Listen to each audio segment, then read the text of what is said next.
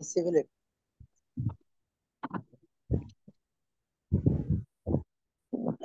আপনারও নাই এই না।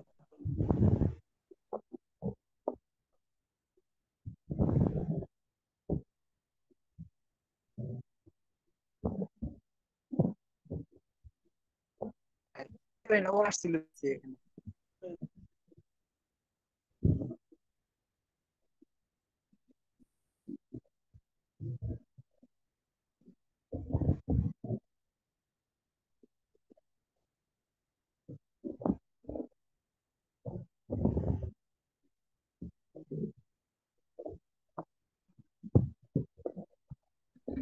এখন আসে নাই, ক্লাস শুরু হয় না।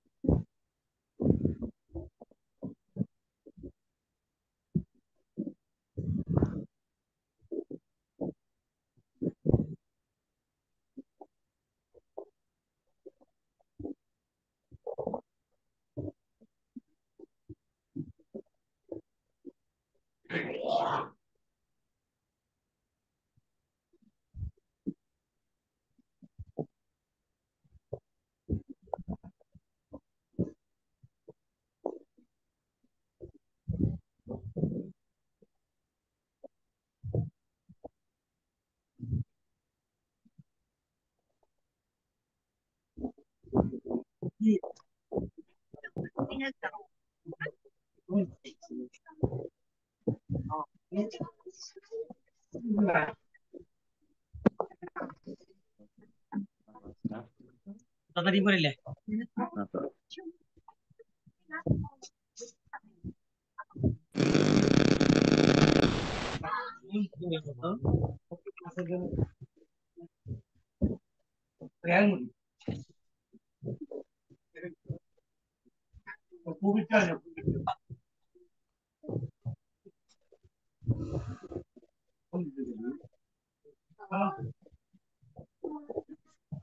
আল্লাহ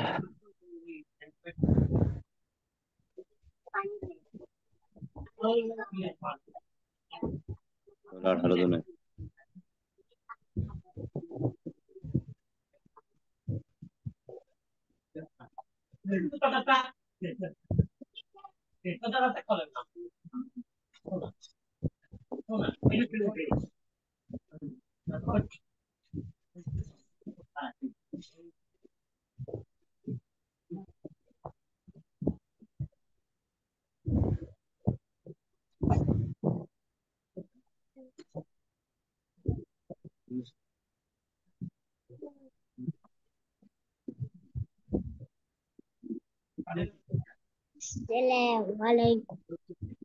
बिट्टू अभी जे देखी क्या नाम के कैमरा একটু চালু कैमरा कैमरा नहीं कोई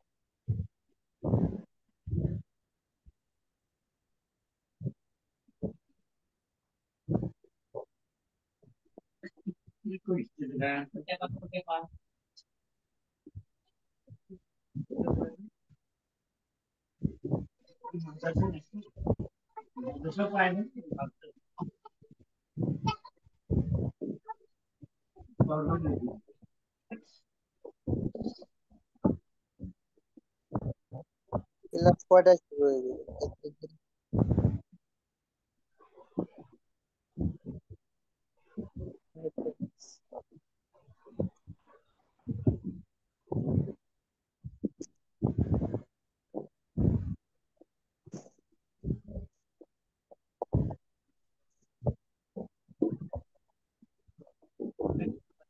মায়া করে ঘুমালে ভাই বোঝে নাই কি বারহান আছে দুঃখের সাথে বছরের সাথে তোমার বাপে মানুষের দ্বারে আবার কেস করে মুখে এসব কথা কিছু হয় না।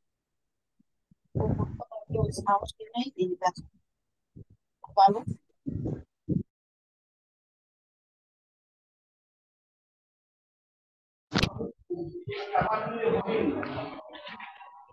সব মুসাফির আসবেন অবশ্যই।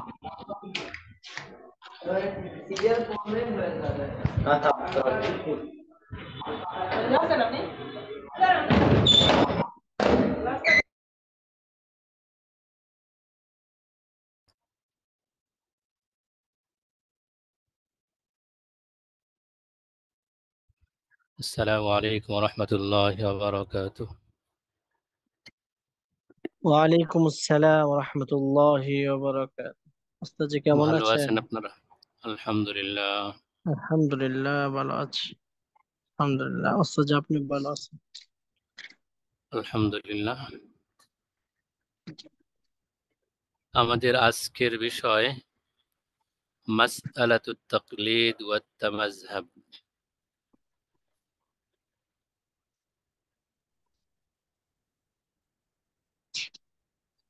মাযহাব গ্রহণ এবং তাকলিদের বিবরণ। আমার কিতাবে 61 নম্বর পৃষ্ঠা থেকে শুরু। আপনাদের কিতাবে যারা পিডিএফ দেখছেন তারা হয়তো বা আজকে 75 পৃষ্ঠা অথবা তার আশপাশ। এছাড়া যাদের কাছে ভিন্ন মাকতাবার কিতাব আছে তারা একটু পৃষ্ঠাটা মিলিয়ে নেবেন। মাসআলাতুত তাকলিদ ওয়া তামাযহাব এখান থেকে শুরু।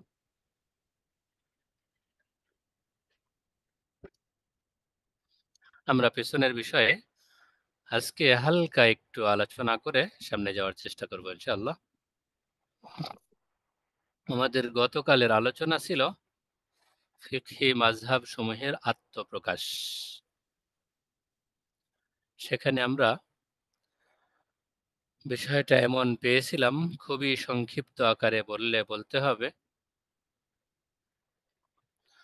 রাসূল সাল্লাল্লাহু আলাইহি ওয়াসাল্লামের সময় তো মাসআলা মাসাইল গুলো কোনটা ফরজ, কোনটা ওয়াজিব, কোনটা সুন্নাত, কোনটা মুস্তাহাব এরকম ভাবে বিন্যস্ত ছিল না, বলাও হতো না।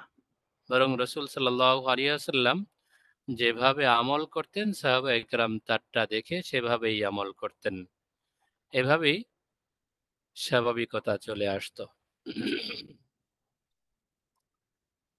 রাসূল সাল্লাল্লাহু আলাইহি ওয়াসাল্লামের তিরোধানের পরে সাহাবায়ে কেরাম, তাবেঈন এবং তাবেঈ তাবেঈন হযরত যারা ছিলেন, তাদের অনুসারী যারা ছিলেন, তারা হাদিস বর্ণনার সময়ে দুই শ্রেণীতে বিভক্ত হয়ে পড়েন। এক শ্রেণীর কাজ হয়েছিল শুধুই হাদিস বর্ণনা করা, এর সাথে শরীয়তের বিধিবিধান কি আছে, ফিকহি আহকাম কি আছে সেটার আলোচনা প্রয়োজনীয় মনে করতেন না। আরেক শ্রেণী নিজেরা উদ্যোগী হয়ে সেই কাজগুলো করতেন। নিয়মিতই এই হাদিস থেকে উদ্দেশ্য কি, হাদিস থেকে শরীয়তের কি কি বিধান নির্গত হয় সেটা নিয়ে আলোচনা করতেন। এভাবে পর্যায়ক্রমে ফিকহি মাযহাবগুলো সন্নিবেশিত হয়, ফিকহি মাযহাবগুলো সংকলিত আকারে সামনে আসে। তো ওই সময়ও অনেক ফকিহ বিদ্যমান ছিলেন। প্রত্যেকেই যার যার অভিমত অনুসারে শরীয়তের বিধিবিধানগুলো বর্ণনা করতেন। ফিকহি বড় বড় কিতাবগুলো, নির্ভরযোগ্য কিতাবগুলোতে তাদের অনেকের অভিমত এখনো পাওয়া যায় যে অমুক এই বলেছেন, অমুক এই বলেছেন। কিন্তু আল্লাহ তাআলার চাহিদা অনুযায়ী একটা সময় এসে বিষয়টা এমন দাঁড়ায় যে বিভিন্ন মুজতাহিদ যারা ছিলেন তারা তো তাদের মাসআলা বর্ণনা করেছেন, নিজের অভিমত ব্যক্ত করেছেন, কিন্তু তাদের সবার অনুসারী এত অধিক পরিমাণ ছিল না, সবার অভিমত সংকলিত আকারে সামনে আসেনি। অধিক হারে যেই মাসআলাগুলো লিপিবদ্ধ হয়েছে, যেই মূলনীতিগুলো লিপিবদ্ধ হয়েছে, সেটা হলো আমাদের বর্তমান সময়ের 4 মাযহাবের অভিমত, 4 মাযহাবের মূলনীতি। এই 4 ইমামের ছাত্র সংখ্যাও তুলনামূলক বেশি ছিল, ভক্ত ও অনুরক্ত যারা তাদের সংখ্যাও অনেক বেশি ছিল। ফলে তাদের অভিমত অনুযায়ী আমল চলতে থাকে, কাজকর্ম চলতে থাকে। এক পর্যায়ে অন্য মাযহাবের ইমামরা যখন বিদায় হয়ে চলে যান, তখন এমনিতেই 4 মাযহাব ব্যতীত অন্য মাযহাবগুলো বন্ধ হয়ে যায়। তাদের মাযহাব অনুযায়ী, তাদের মতামত অনুযায়ী আমলের কোনো ব্যক্তি না থাকার কারণে, তাদের অভিমতগুলো সংকলিত আকারে সামনে না আসার কারণে। অবশেষে আমাদের এই 4টি মাযহাব পৃথিবীর বিভিন্ন অংশে ছড়িয়ে পড়ে। গতকাল আমরা একদম শেষ মুহূর্তে এসে পড়েছিলাম হানাফি মাযহাব ব্যাপকতা লাভ করে আব্বাসী খিলাফত আমলে এসে। আব্বাসী খিলাফতকালে হানাফি মাযহাবের বিশিষ্ট ইমাম আবু ইউসুফ রহমতুল্লাহি আলাইহি আব্বাসী আমলে প্রধান বিচারপতির পদ অলংকৃত করেন। রাষ্ট্রীয়ভাবে ফয়সালার ক্ষেত্রে, আদালতের ফয়সালার ক্ষেত্রে হানাফি মাযহাবের ফতোয়াকে গ্রহণ করা হয়। যখন এটা রাষ্ট্রীয় পর্যায়ে পৌঁছে যায় আর হানাফি মাযহাবের গুরুত্বপূর্ণ একজন ইমাম আবু ইউসুফ রহমতুল্লাহি আলাইহি সেখানকার প্রধান বিচারপতি, তখন হানাফি মাযহাবটা আব্বাসী শাসন আমলে রাষ্ট্রীয় পর্যায়ে গৃহীত হয় এবং তার অধীনস্থ যে সমস্ত দেশ ছিল সেগুলোতে বিস্তৃতি লাভ করে। তারপরে এসে উসমানী খিলাফতকালে রাষ্ট্রীয় পর্যায়ে রাষ্ট্রীয় আইন হিসেবেই হানাফি মাযহাবকে গ্রহণ করা হয়। হানাফি মাযহাবের নীতিগুলো রাষ্ট্রীয় আইন হিসেবে বিবেচিত হয়। তখন উসমানী সালতানাতের অধীনে যতগুলো দেশ ছিল সবগুলো দেশেই হানাফি মাযহাবের ব্যাপকায়ন শুরু হয়ে যায়। এই হিসাবে হানাফি মাযহাবের অবস্থান বলা হয়েছিল বিশেষভাবে মাওয়ারাউন নাহর অঞ্চল, তুর্কিস্তান, হিন্দুস্তান এবং সিন্ধু প্রদেশ প্রভৃতি অঞ্চল। এখান থেকে একজন প্রশ্ন করেছিলেন মাওয়ারাউন নাহরটা কোথায়? আজকে বলতে চেয়েছিলাম বিস্তারিত বিবরণ দেখার মতো সুযোগ হয়নি। যতটুকু একেবারেই সংক্ষিপ্তভাবে দেখার সুযোগ হয়েছে সেটা হলো বর্তমান তাজিকিস্তান, কিরগিজিস্তান, এই যে অঞ্চলটা, এখানে মোটামুটি বর্তমানে 4, 5টি, 6টি দেশ। এর মাঝে একটি বিশাল নদী। এই নদীর উভয় প্রান্তের অঞ্চলটাকে মাওয়ারাউন নাহার বলা হতো। নদীর আশপাশের যে সমস্ত বসতি, যে সমস্ত বাসিন্দা, এরা পুরোটাই মাওয়ারাউন নাহারের অন্তর্ভুক্ত। তুর্কিস্তান, হিন্দুস্তান এবং সিন্ধু অঞ্চলে হানাফি মাযহাবের ব্যাপকায়ন পরিলক্ষিত হয়। তারপরে মালিকি মাযহাবটা পশ্চিমাদের মধ্যে আন্দলুস, মারাকেশ, তিউনিস প্রভৃতি অঞ্চলে ছড়িয়ে পড়ে।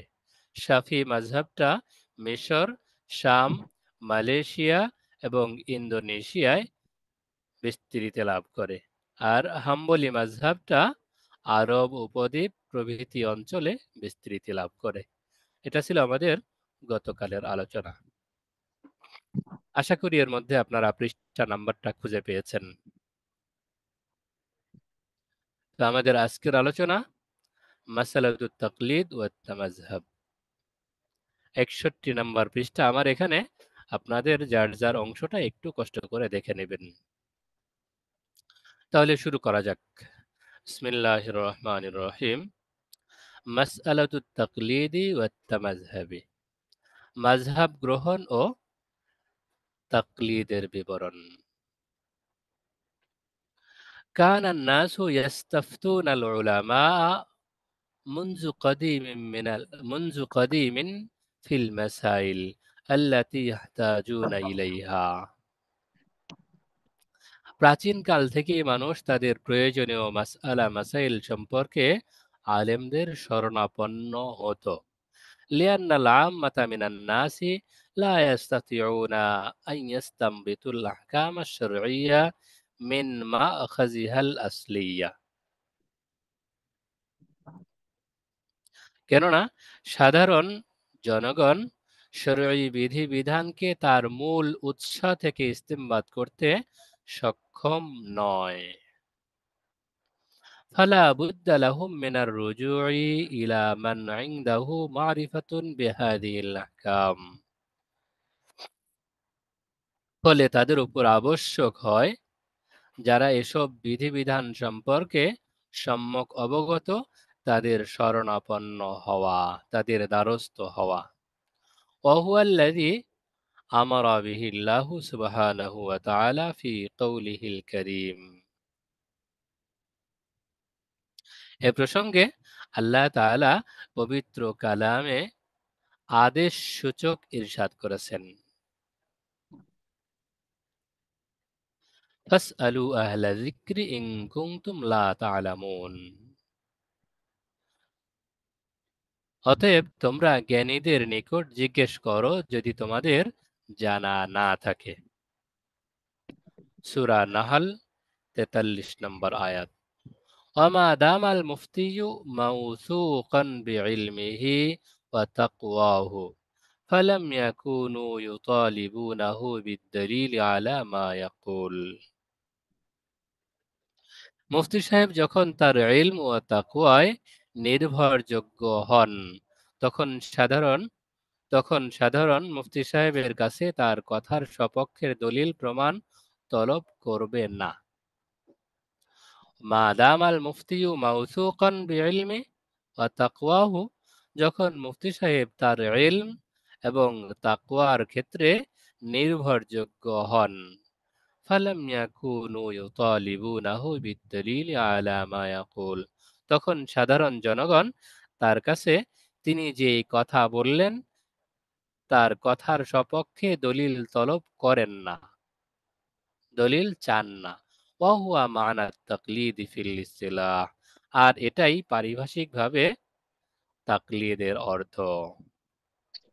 ইয আররাফুহু বিল আমালি বিল কওলিল গায়রি মিন গায়রি মারিফাতি দালিলিহি আও মুতালাবাতিহি বিদ-দালিল। কেননা উলামায়ে কেরাম তাকলিদের সংজ্ঞা দিয়েছেন, ইয আররাফুহু আই আররাফুত তাকলিদ, তাকলিদের সংজ্ঞা দিয়েছেন বিল আমালি বিকৌলিল গায়র, অন্যের কথা অনুযায়ী আমল করা মিন গায়রি মারিফাতি দলিলিহি, তার দলিল সম্পর্কে অবগত হওয়া ছাড়াই, আও মুতালাবাতিহি বিদলিল, অথবা দলিল মুতালাবা করা ব্যতীত, দলিল অন্বেষণ ব্যতীত। দলিল আছে কিনা জিজ্ঞাসা করার প্রয়োজন নেই। বিষয় এতটুকুই, যিনি ফতোয়া দিচ্ছেন মুফতি সাহেব, তার প্রতি আস্থা আছে, তার তাকওয়া, তার ইলম কালামের কারণে তার প্রতি আস্থা আছে। আর সেই আস্থার সুবাদেই তিনি যা বলছেন সেটা অন্যরা দলিল তলব করা ছাড়াই মেনে নিচ্ছে, তার কাছে দলিল চাচ্ছে না। ولكن لم يكونوا في خير القرون يقيدون أنفسهم بالاستفتاء من عالم واحد। কিন্তু ولكن لم يكونوا في خير القرون, কিন্তু খৈরুল কুরুনে ছিল না ইউকাইয়িদুনা আনফুসাহুম বিল ইস্তিফতাই মিন আলিমিন ওয়াহিদিন, সোনালী যুগে এটা ছিল না যে কোনো ব্যক্তি প্রশ্নের জন্য নির্দিষ্ট এক আলেমের কাছেই গমন করবেন, বিহাইসু লা ইউজাওয়াজুনা আল ইস্তিফতা মিন আলিমিন আখার, যে তারা অন্য কোনো আলেমের কাছে প্রশ্ন করা যাবে না, বিহাইসু লা ইউজাওয়াজুনা, যে তারা বৈধ মনে করতেন না, আল ইস্তিফতা মিন আলিমিন আখার, একজন আলেমের কাছেই প্রশ্ন করতে হবে, তার কাছেই যাবতীয় বিষয়ে জানতে হবে, অন্য কারো কাছে জানা যাবে না, এই বিষয়টা তারা মনে করতেন না, এটা তাদের কাজ ছিল না। ওয়াইন কানাল আফরাদু লাহুম মুনাসাবাতুন খাসাতুন বিআলিমিন মিন আহলি বালাদিহি, যদিও তাদের কাছে তাদের স্বদেশের নির্দিষ্ট আলেমের কাছেই প্রশ্ন করাটা মুনাসিব ছিল, উপযোগী ছিল, ফাকানাত সিকাতুহু আলাইহি আকসারা মিন গায়রি, সুতরাং তার সিকা হওয়ার বিষয়টা, নির্ভরযোগ্য বিষয়টা অন্যদের তুলনায় অনেক বেশি ছিল। ফায়ারজিউ বিফাজলি তিলকাল মুনাসাবাতি ওয়াসসিকাতি ইলা যালিকাল আলিমি ফি জামিই মাসআলাতিহি ফি জামিই মাসাইলিহি আও ফি মুআযামিহা, সুতরাং তারা তাদের ওই মুনাসাবাতের ক্ষেত্রে ওই আলেমের সঙ্গে তাদের সম্পর্কের সুবাদে, তার সঙ্গে বিশ্বস্ততার সুবাদে সমস্ত মাসালার ক্ষেত্রে অথবা অধিকাংশ মাসালার ক্ষেত্রেই তারা ওই নির্দিষ্ট আলেমের নিকটেই যেতেন, নির্দিষ্ট আলেমেরই শরণাপন্ন হতেন। কিন্তু তারপরেও তারা যে কাজটা করতেন সেটা হলো এই সমস্ত মাসালার ক্ষেত্রে এই নির্দিষ্ট আলেমের কাছেই যেতে হবে, অন্য কারো কাছে যাওয়া যাবে না, এটা তারা মনে করতেন না। ومن ذلك ما أخرجه البخاري رحمه الله تعالى عن عكرمة أن أهل المدينة سألوا ابن عباس رضي الله تعالى عنهما هل يجوز للمرأة إذا حاضت أن تنفر إلى وطنها بعد طواف الزيارة وتترك طواف الوداع, এই যে বিষয়টা, তারা প্রশ্ন করার ক্ষেত্রে নির্দিষ্ট আলেমের প্রতি, নির্দিষ্ট মুফতি সাহেবের প্রতি আস্থা বিদ্যমান ছিল। আস্থা বিদ্যমান থাকা সত্ত্বেও তারা অন্যের কাছেও প্রশ্ন করত, অন্যের কাছেও জিজ্ঞাসা করত। নিজ এলাকার নির্দিষ্ট মুফতি সাহেবের কাছে তারা অধিকাংশ প্রশ্ন জিজ্ঞাসা করতেন বা সকল প্রশ্নের সমাধান নিতেন। এছাড়াও অন্য ইমাম, অন্য মুফতি সাহেবের কাছেও প্রশ্ন করাটাকে তারা বৈধ মনে করতেন, যদিও নিজ এলাকার মুফতি সাহেব অধিক আস্থাশীল ছিলেন। এই সম্পর্কে ইমাম বুখারী রহমাতুল্লাহ আলাইহি হযরত ইকরিমা রাদিয়াল্লাহু তাআলা আনহুমা থেকে একটি হাদিস বর্ণনা করেছেন। আন্না আহলাল মদিনাতি সাআলু ইবনে আব্বাস রাদিয়াল্লাহু তাআলা আনহুমা, যে মদিনাবাসী হযরত আব্দুল্লাহ ইবনে আব্বাস রাদিয়াল্লাহু তাআলা আনহুমাকে প্রশ্ন করলেন, হাল ইয়াজুজু লিল মারআতি ইযা হাযাত আন তানফিরা ইলা ওয়াতনিহা বা'দা তাওয়াফি জিয়ারাতি ওয়া তাতরুকা তাওয়াফাল বিদা। যেই মহিলা হজে গিয়ে তাওয়াফে জিয়ারতের পরে ঋতুমতী হয়ে গেল, হায়েজা হয়ে গেল, সে কি বিদায়ী তাওয়াফ ছেড়ে দিয়েই বাড়িতে যাবে? ফাআজাবাহুম ইবনু আব্বাস রাদিয়াল্লাহু তাআলা আনহু বিআন্নাহু ইয়াজুজু লাহা আন তানফিরা ওয়া তাতরুকা তাওয়াফাল বিদা। আব্দুল্লাহ ইবনে আব্বাস রাদিয়াল্লাহু তাআলা আনহু তাদেরকে জবাব দিলেন, হ্যাঁ, তার জন্য যেই মহিলার বিদায়ী তাওয়াফের পূর্বেই, তাওয়াফে জিয়ারতের পরে বিদায়ী তাওয়াফের পূর্বেই হায়েজ হয়েছে, যে মহিলা ঋতুমতী হয়েছে, তার জন্য জায়েজ আছে যে সে তাওয়াফে বিদা বা বিদায়ী তাওয়াফকে ছেড়ে দিয়েই নিজ বাড়িতে চলে যাবে। ফাকালু লাহু, তখন মদিনাবাসী আব্দুল্লাহ ইবনে আব্বাস রাদিয়াল্লাহু তাআলা আনহুকে বলল, লা লা নাখুযু বিকাউলিকা, আমরা আপনার কথাকে, আপনার এই অভিমতকে গ্রহণ করব না। ওয়া নাদআ কওলা যায়েদিন, আমরা আপনার কথা গ্রহণ করে যায়েদ ইবনে সাবিত রাদিয়াল্লাহু তাআলা আনহুর কথাকে বাদ দেব না, অর্থাৎ তার কথা ছেড়ে আপনার কথা গ্রহণ করব না।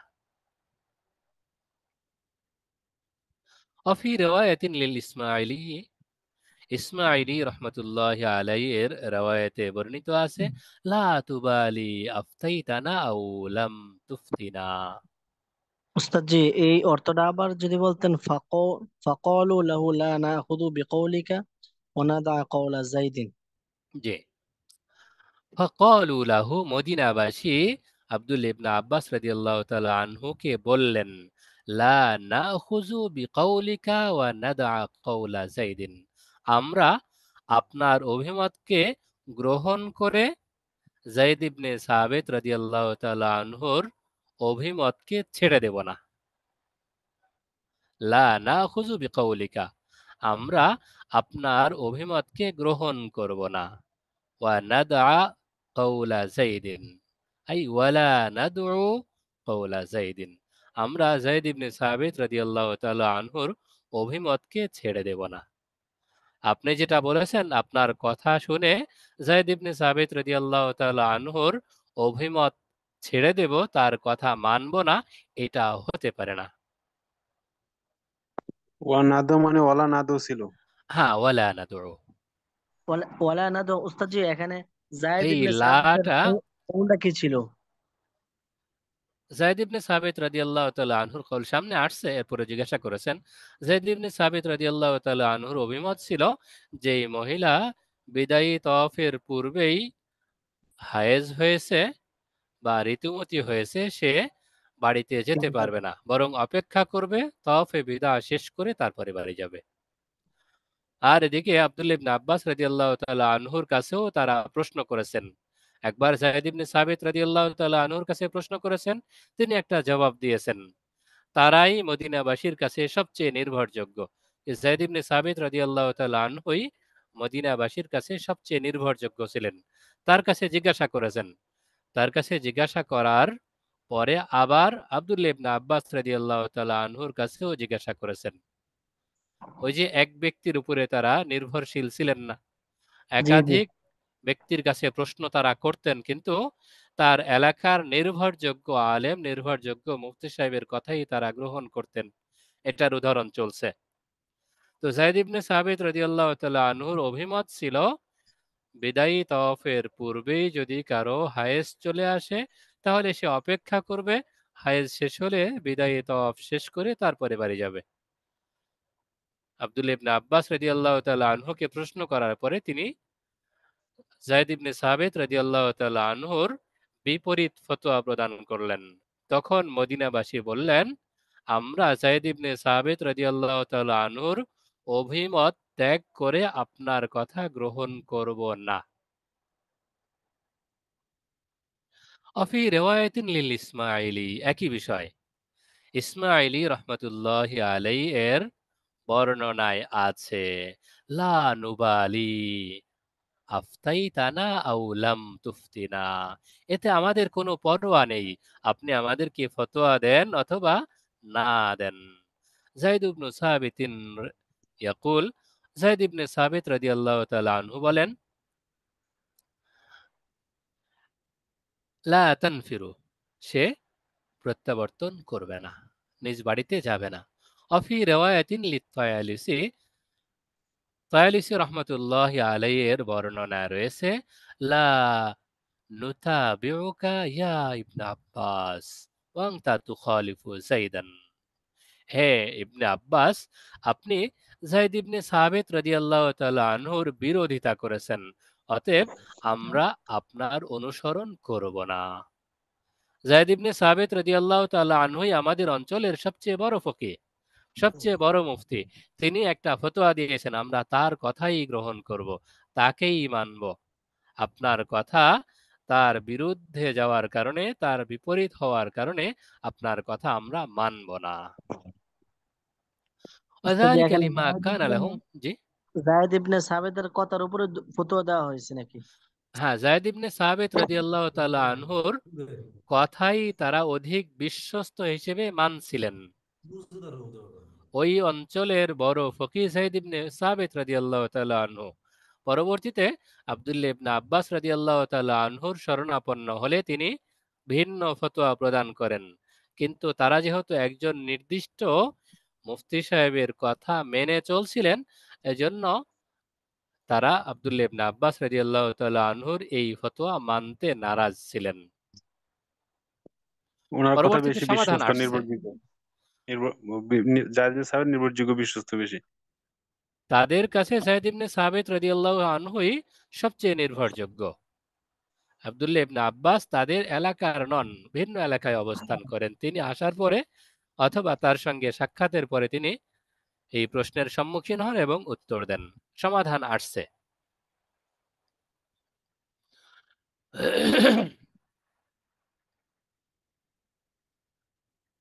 وذلك لما كان لهم من زيادة الثقة على زيد بن ثابت رضي الله تعالى عنه, আর এটার কারণ হলো তাদের কাছে যায়েদ ইবনে সাবিত রাদিয়াল্লাহু তাআলা আনহুর গ্রহণযোগ্যতা অত্যাধিক ছিল।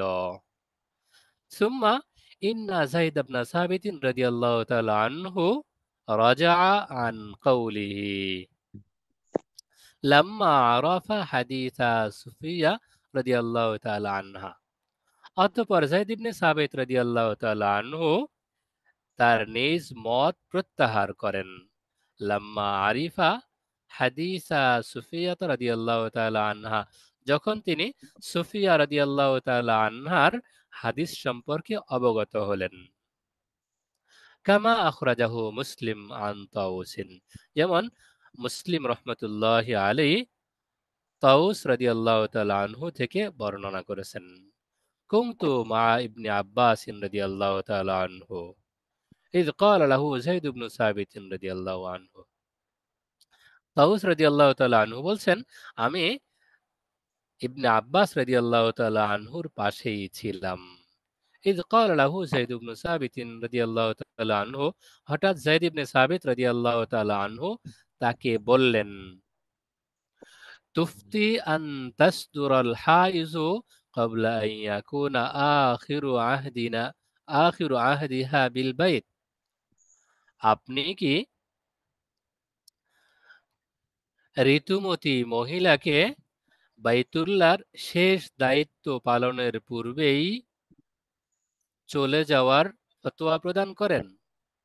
ফাকাল ইবনু আব্বাস রাদিয়াল্লাহু তাআলা আনহু, তখন ইবনে আব্বাস রাদিয়াল্লাহু তাআলা আনহু বললেন, ইম্মা লা ফাসাল ফুলানাতাল আনসারিয়া, যদি আপনার মনোপুত না হয়, আপনার মনে সান্ত্বনা না আসে, ফাসাল ফুলানাতাল আনসারিয়া, তাহলে অমুক আনসারিয়া মহিলাকে জিজ্ঞাসা করুন।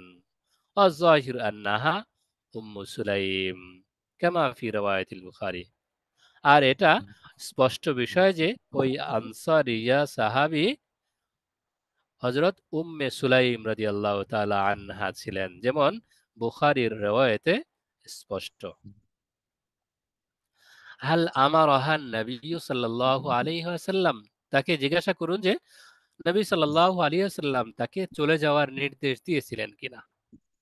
قال, তিনি বলেন, ফারাজা যায়েদ ইবনে সাবিত রাদিয়াল্লাহু তাআলা আনহু ইলা ইবনে আব্বাস রাদিয়াল্লাহু তাআলা আনহু ইয়াযহাকু ওয়া হুয়া ইয়াকুল। রাবি বলেন, অতঃপর যায়েদ ইবনে সাবিত রাদিয়াল্লাহু তাআলা আনহু হযরত আব্দুল্লাহ ইবনে আব্বাস রাদিয়াল্লাহু তাআলা আনহুর দিকে মত প্রত্যাবর্তন করেন বা মত প্রত্যাহার করেন। ইয়াযহাকু ওয়া হুয়া ইয়াকুল, তিনি হাসতে হাসতে বলেন, মা আরাকা ইল্লা ক্বাদ সাদাকতা, আপনি সত্যই বলেছেন, আপনি যা বলেছেন সত্যই বলেছেন।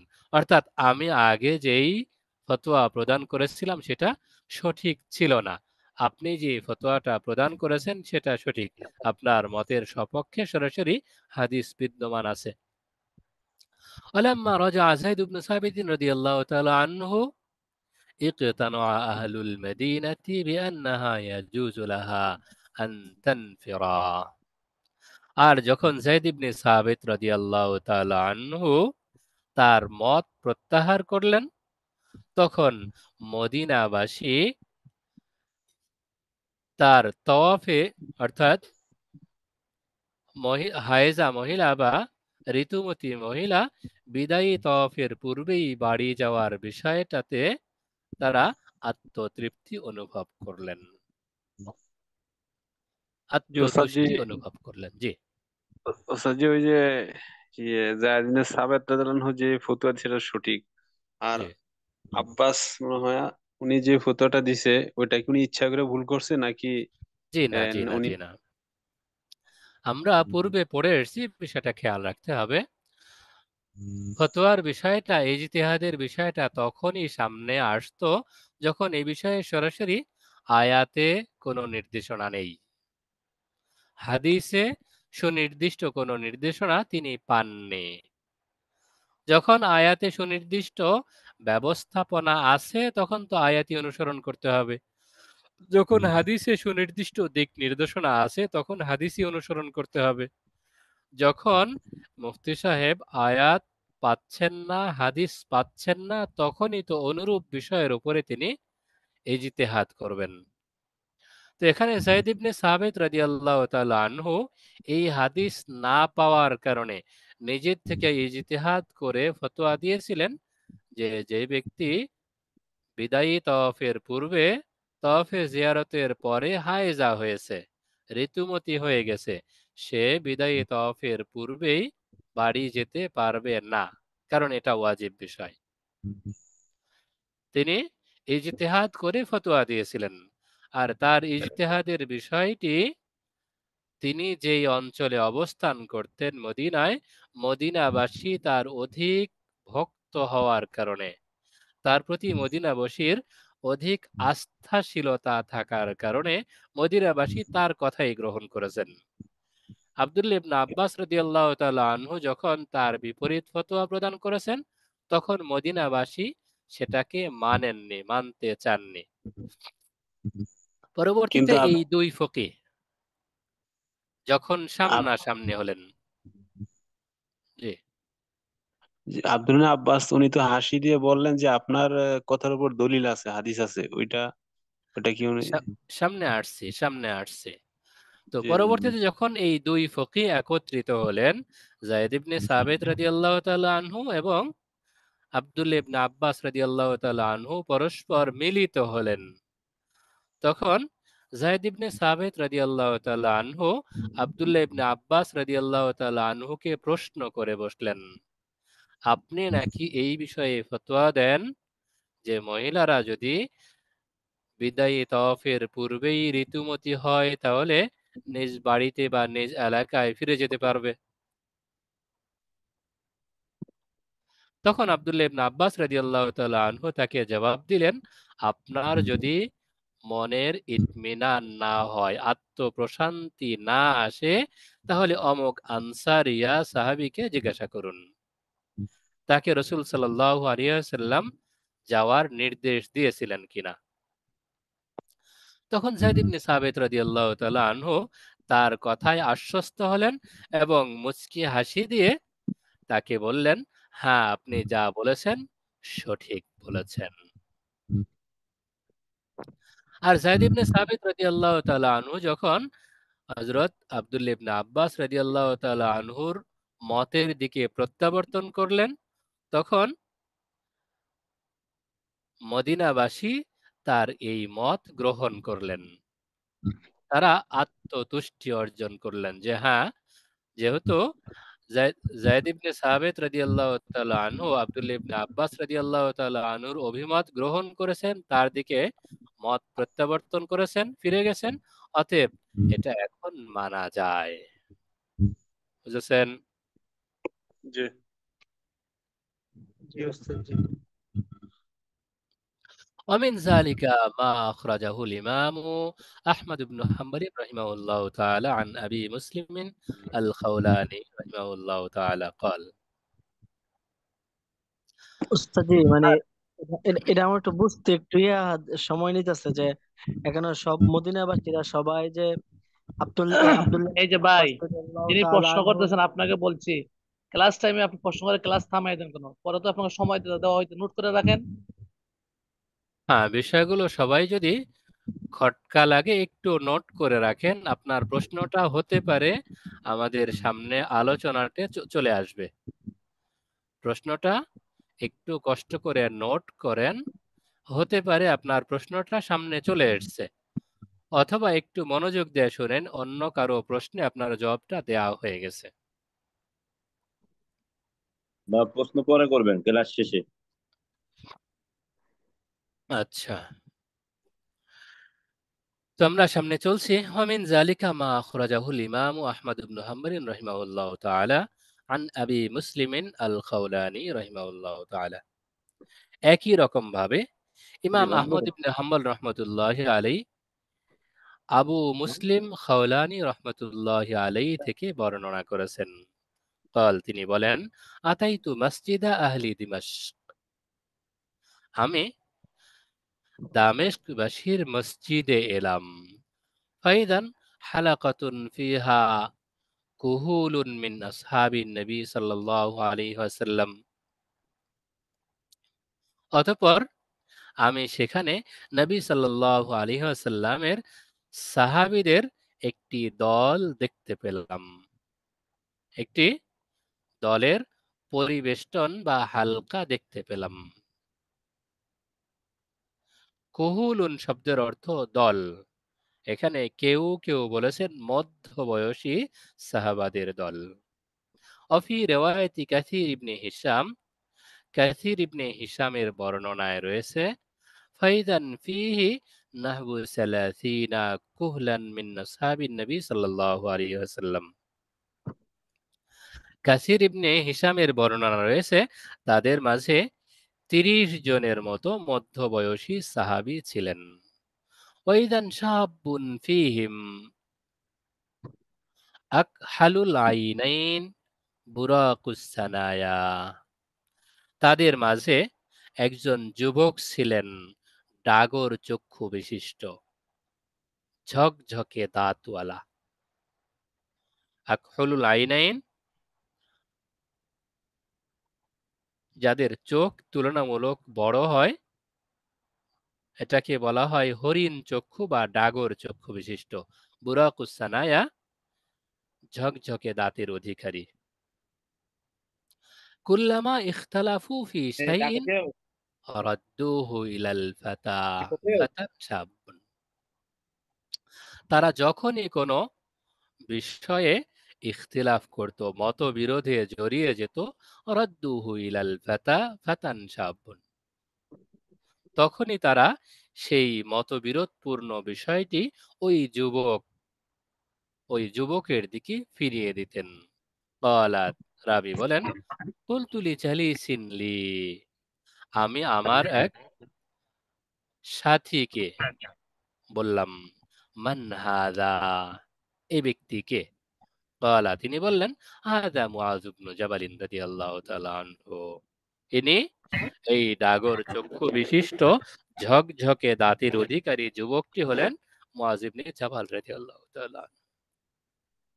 وفي رواية أخرى, অপর বর্ণনা রয়েছে, ইযা ইখতালাফু ফি শাইইন আসনাদুহু ইলাইহি ওয়া সাদারু আন রাইহি, যখনই তারা কোনো বিষয়ে মতবিরোধপূর্ণ কোনো বিষয়ে লিপ্ত হতো, তখনই সেটাকে ওই যুবকের দিকে ফিরিয়ে দিত এবং তার রায়, তার অভিমত গ্রহণ করত। وَالنَّظَائِرُ ذَلِكَ كَثِيرًا, এরূপ দৃষ্টান্ত অনেক রয়েছে। الحاصل أن كثيرا من العامة كانوا ভাই আপনারা মিউট يرجعون করেন না ভাই। إلى من يثقون به।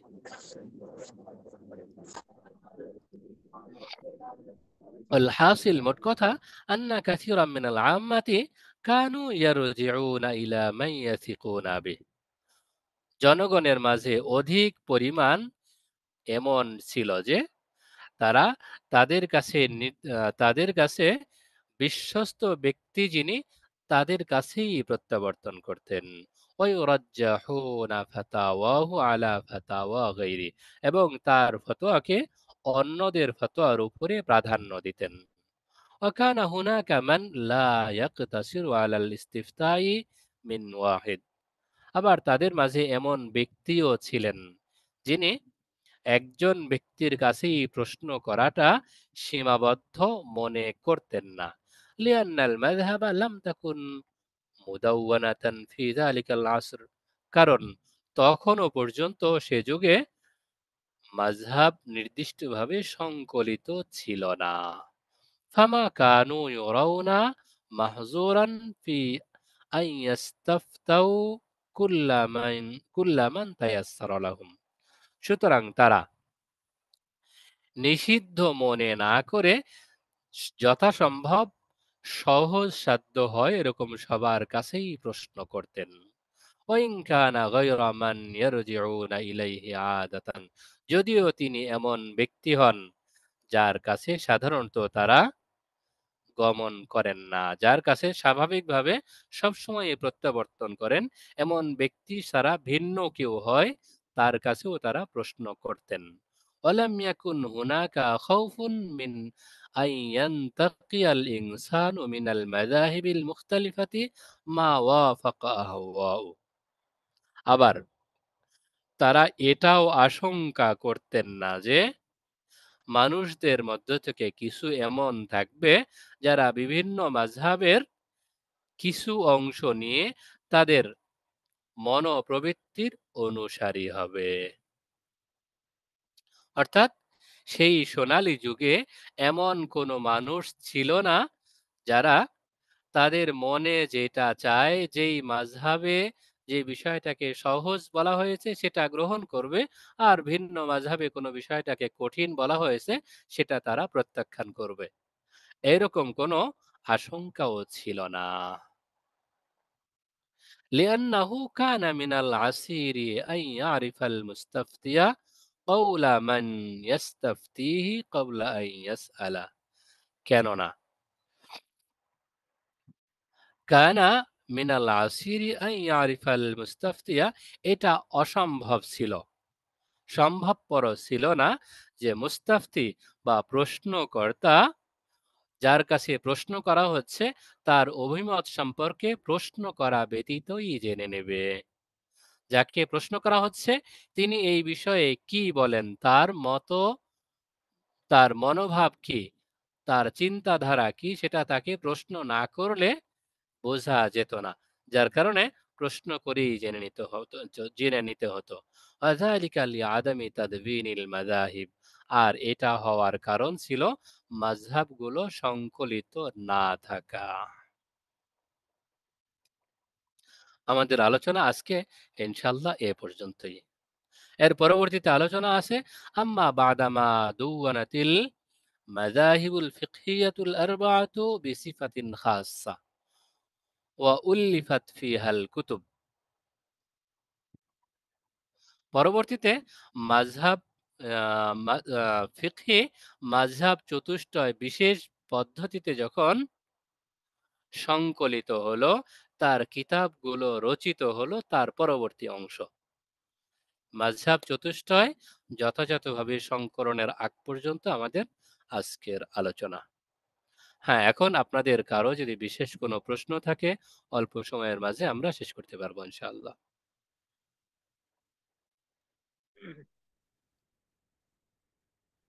আসসালামু আলাইকুম রহমতুল্লাহি ওয়া বারাকাতুহু। ওয়ালাইকুম আসসালাম ওয়া রাহমাতুল্লাহি ওয়া বারাকাতুহু। এই যে এখানে যে প্রথম একটা অভিমত ছিল যায়েদ ইবনে সাবিত রাদিয়াল্লাহু তাআলা আনহু, উনি জি বললেন যে ঋতুবতী মহিলারা যদি তওয়াফে বিদা করার আগে যদি হায়েজ হয়ে যায় তাহলে তারা ওই জায়গা থেকে ফিরে আসবে না যতক্ষণ না পর্যন্ত তওয়াফে বিদা না করবে। জি আর আব্দুল্লাহ ইবনে আব্বাস রাদিয়াল্লাহু তাআলা বলছেন ফিরে আসতে পারবে, জি ফিরে আসবে। তো পরবর্তীতে তো ওই যায়েদ ইবনে সাবিত আব্দুল্লাহ ইবনে আব্বাস রাদিয়াল্লাহু তাআলা আনহুর সাথে মিলিত হয়ে গেছেন। জি প্রথম তো ভাবছিলাম যে যায়েদ ইবনে সাবিত রাদিয়াল্লাহু তাআলা আনহুর কথাটাই আকওয়া ছিল, আসহ ছিল। জি পরবর্তীতে একসাথে মিলিত হওয়ার কারণে কি ইবনে আব্বাস রাদিয়াল্লাহু তাআলা আনহুর কথাটা কি গ্রহণযোগ্য হয়ে গেছে? এটার জি উপরে জি ফতোয়া নাকি? হ্যাঁ, এটার উপরই ফতোয়া। আর বিষয়টা হয়েছে এখানে আমাদেরকে কয়েকটা বিষয় দেখানো হয়েছে। একটা গুরুত্বপূর্ণ বিষয় হলো মাযহাব যখন সংকলিত নাই, জি ফিকহ যখন সংকলিত নেই, ফিকহ সংকলিত থাকার অর্থ এই বিষয়ে শরীয়তের পূর্ণাঙ্গ হুকুম কি। যদি আয়াত পাওয়া যায় তাহলে আয়াত সেখানে আসবে, হাদিস পাওয়া যায় হাদিস সেখানে আসবে। যেহেতু সংকলিত নেই সেহেতু বিষয়টা এমন দাঁড়িয়েছে তার কাছে যেটা পৌঁছেছে তিনি সেই অনুযায়ী ফতোয়া প্রদান করেছেন, তার কাছে যেটা পৌঁছায়নি তিনি সেই বিষয়ে একেবারেই অজ্ঞ, তখন তিনি নিজের মতো করে একটা ফতোয়া প্রদান করেছেন। আব্দুল্লাহ ইবনে আব্বাস রাদিয়াল্লাহু তাআলা আনহুর কাছে হাদিস পৌঁছেছে, তিনি হাদিস অনুযায়ী ফতোয়া দিয়েছেন। এটা আমার নিজস্ব অভিমত না, রাসূল সাল্লাল্লাহু আলাইহি ওয়াসাল্লামের নির্দেশনা। আর যায়েদ ইবনে সাবিত রাদিয়াল্লাহু তাআলা আনহুর কাছে এই হাদিসটা না পৌঁছার কারণে তিনি নিজস্বভাবে ফতোয়া দিয়েছেন যে হজের যেহেতু অন্যতম ওয়াজিব কাজ বিদায়ী তওয়াফ করা, অতএব হায়েজ হলেও তাকে অপেক্ষা করতে হবে, ওয়াজিব আদায় করেই ফিরে আসতে হবে। এটা ছিল তার ইজতিহাদ। জি ফিকহ সংকলন হওয়ার পরে এই বিষয়টা আর সমস্যা থাকেনি, তখন তো হাদিসগুলো সামনে চলে এসছে, আয়াতগুলো সামনে চলে এসছে। জি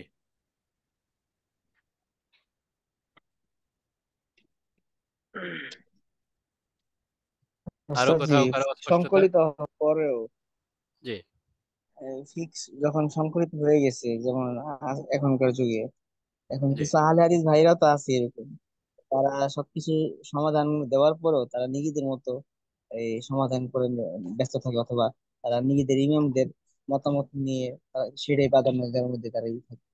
এখন কি আমরা তাদেরকে বাতিল হিসেবেই দেখবো, নাকি তারা তাদের জায়গায় ঠিক আছে, এটা কিভাবে আমরা দেখবো? হুম, হুম। প্রশ্নটা অবশ্যই খুব চমৎকার। বর্তমান সময়ে এই যে ফিকহ এবং হাদিসের বিষয়টা সামনে আসছে, আসলে ফিকহ এবং হাদিসের বিষয়টা মূলত তাদের ক্ষেত্রে প্রযোজ্য যারা মুজতাহিদ। এই ফিকহি বিষয়ের সমাধান হাদিসের সঙ্গে সমন্বয় সাধন কাজটা আসলেও কার? মুজতাহিদের, মুজতাহিদদের। মুফতি সাহেবের।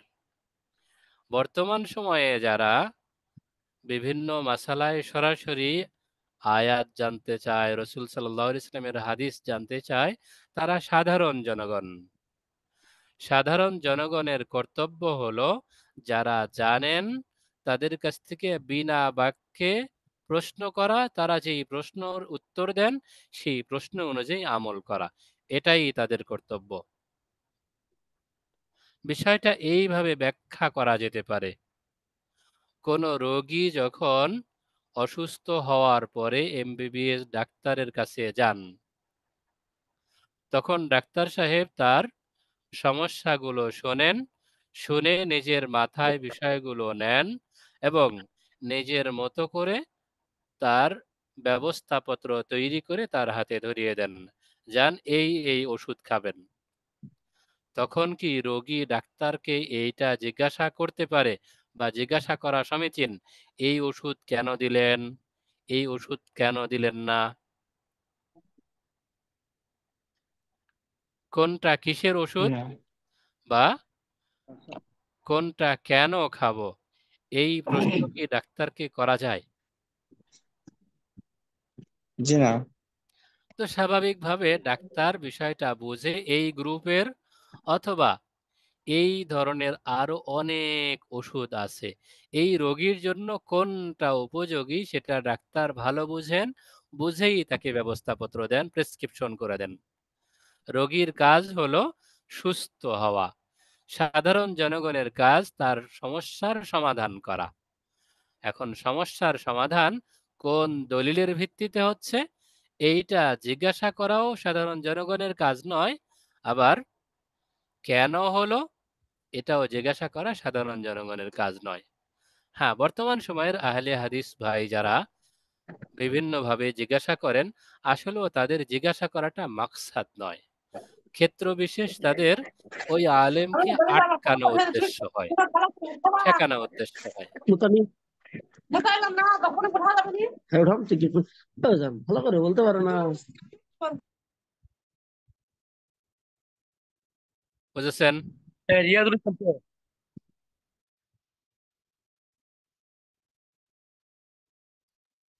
জি ওস্তাদ, জি বুঝতে পেরেছি। ঠিক আছে, আশা করি আজকের আলোচনা সম্পর্কে মোটামুটি বিষয়গুলো শেষ হয়েছে। তাহলে জি ইনশাআল্লাহ আগামীকাল আবার দেখা হবে। আজ এ পর্যন্তই, সবাই ভালো থাকবেন। শুকরিয়া। আসসালামু আলাইকুম ওয়া রাহমাতুল্লাহি ওয়া বারাকাতুহু। আসসালামু আলাইকুম। ওয়ালাইকুম আসসালাম।